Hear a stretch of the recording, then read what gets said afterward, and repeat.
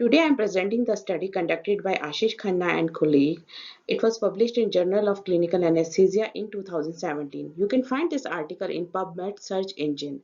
The study compared the effect of ropivacaine with or without fentanyl versus bupivacaine with fentanyl for post-operative analgesia in bilateral total knee replacement.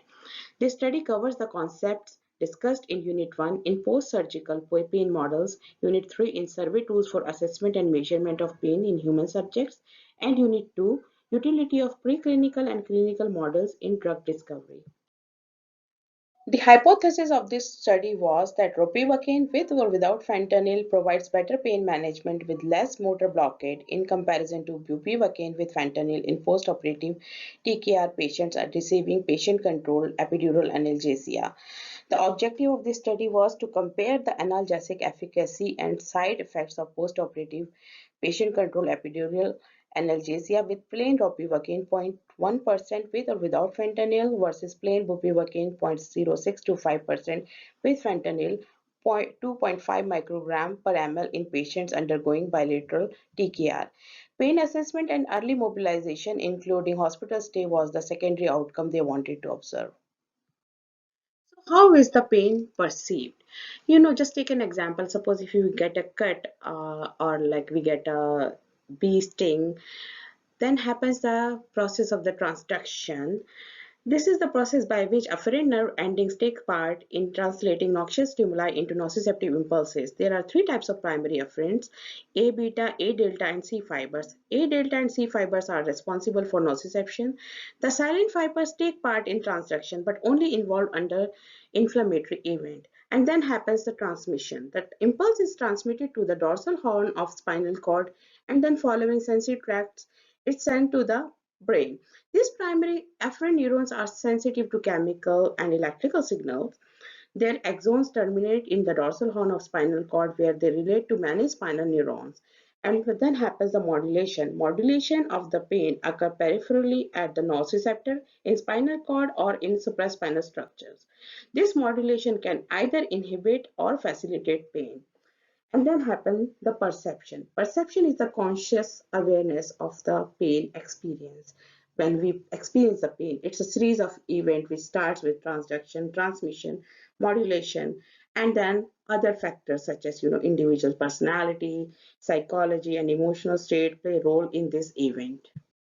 So why choose patient-controlled regional analgesia? The pain is a complex sensation which is difficult to define and equally difficult to measure in an accurate, objective manner. Postoperative pain differs from other types of pain in that it is transitory, with progressive improvement over a relative short time course.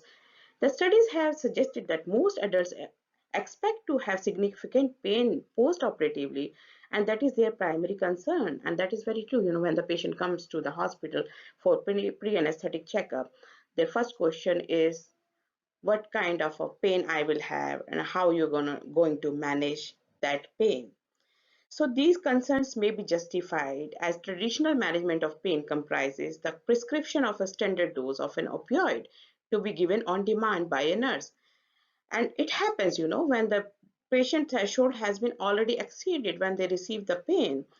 This leads to poor control of post-operative pain due to the reason, like, the responsibility for management of pain is delegated to the staff and who are on the side of the caution in the administration of opioids, and which is right. They tend to give a small dose of a drug because of unwarranted fear of ventilated depression or addiction.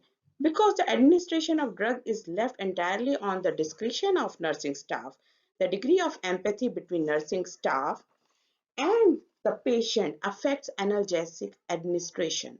And because measurement of pain is difficult, it is difficult to adjust the dose of a drug to match the extent of the pain. So what happens, in total knee replacement patients, it's a major surgery. Post-op pain reports are higher in these patients owing to the fact as surgery involves bone drilling, surface periosteal scraping, and tissue damage to the nerve endings at the surgical site leads to severe post-arthroplasty pain. So what happens, why PCA? The patient control analgesic, it is very cost effective because superior analgesia with higher satisfaction And it has been reported that the administration of local anesthetic opioids or combination neuroaxillary is an excellent technique for managing postoperative pain in the patients who are undergoing abdominal orthopedic surgery or pelvic surgery. And patients have better preservation of pulmonary function, early mobilization, and then, of course, they will have decreased risk of DVT, like deep vein thrombosis. And studies have shown that the patient control analgesia, it is very cost effective technique that produces superior analgesia with very high patient satisfaction, and the total consumption of the drug is very low in comparison to the IM opioids or intramuscular opioids. Methods and materials. This study was prospective, randomized, double-blind, single-centered. Inclusion criteria were bilateral TKR under CSE. The patients were between 40 to 60 years of age and female. Exclusion criteria included the patient's refusal, revision TKR, anticipated technical difficulties such as kyphosis or any other anatomical deformity in the patient, body weight less than 50 kilogram, and any history of local anesthetic allergy, local sepsis, inability to use PCA pumps, and substance abuse and dependence.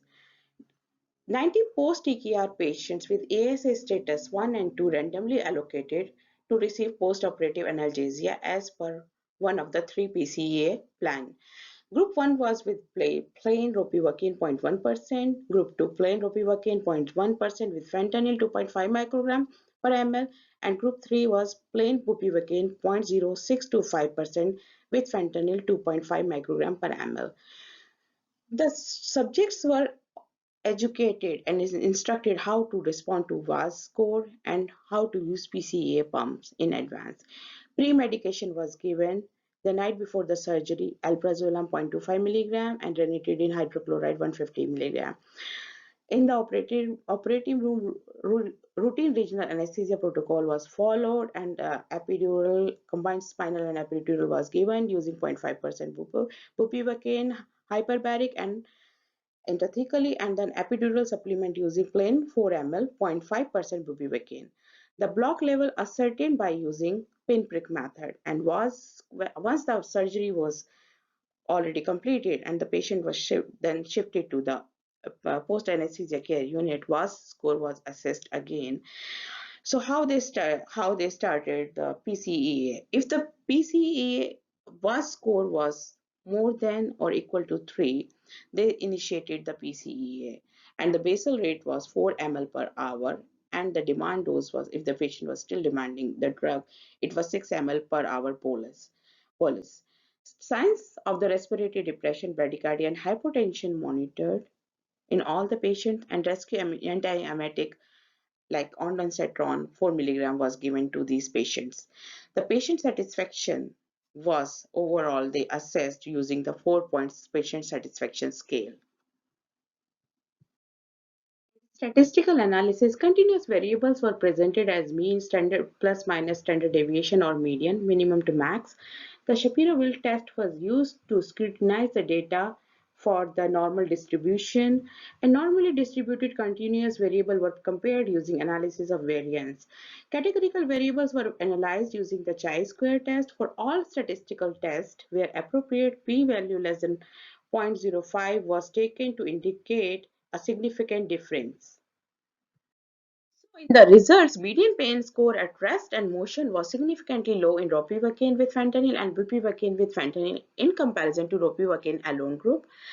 When we are looking at the patients with ropivacaine alone, they needed frequent PCEA administration rather than the two other groups like ropivacaine with fentanyl or bupivacaine with fentanyl. So we can see that when we added opioids to these drugs, it did play a role for the prolonged analgesia in all these post-operative patients. Motor block was greater in bupivacaine fentanyl group than the other two groups. Incidence of vomiting was found in all three groups, but when we are looking at the ropivacaine group, they had a less incidence of nausea. So by looking at the tables, you can see that pain score after 4 hours of the surgery at rest and at the motion was comparable in both the groups. However, after 4 hours, you can see the median pain score was significantly lower in ropivacaine with fentanyl and bupivacaine with fentanyl group at rest and at motion as well. When we look at the table, patient's demand and drug delivery, we can see that after 12 hours postoperatively, the patients in the ropivacaine alone group required greater frequency of rescue analgesia than the other two participants groups such as ropivacaine with fentanyl and bupivacaine with fentanyl. So, and they had an increased number of drug delivery. So what we can see that addition of the fentanyl to ropivacaine returned improved quality of analgesia, and it was comparatively found to be superior to plain ropivacaine.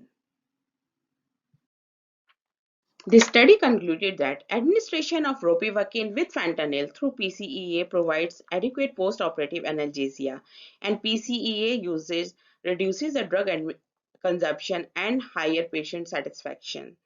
The addition of the opioids like fentanyl to local anesthetic, except for minor side effects like nausea and vomiting, it ensured better postoperative analgesia, which leads to early recovery and mobilization. When compared all three groups, bupivacaine with fentanyl provided satisfactory analgesia. However, it resulted in greater degree of motor blockade in comparison to ropivacaine and ropivacaine with fentanyl group. So that for the post-operative pain relief, they found out that ropivacaine with fentanyl combination is superior in terms of better pain relief but less motor blockade in comparison to bupivacaine with fentanyl and plain ropivacaine. This study also provided the evidence-based examples of similar studies, such as Fernandez and colleague in 2001 conducted the study to assess the analgesic efficacy and degree of blockade with epidural infusion of 0.06 to 5% with fentanyl or ropivacaine 0.1% with fentanyl. They found out that results were quite similar like this study as both groups had adequate analgesia, but the patient who received bupivacaine with fentanyl had some incidence of motor blockade. So fentanyl, when it is added to ropivacaine, it provides better pain relief and less motor blockade. So in the strengths and limitations, the strength of this study is a prospective randomized double-blind study, and this study provided convincing strong evidence that propivacaine with fentanyl and bupivacaine with fentanyl provided better post-op pain relief. The only limitations which I found was that this study was conducted only on TKR surgery patients, and the sample size was small, and this is a single centered study, and the results we cannot apply to the whole population. And the other thing is that this study did not provide any details about patients preoperative pain score. And that's it. Thank you for your patience and hope you enjoyed it.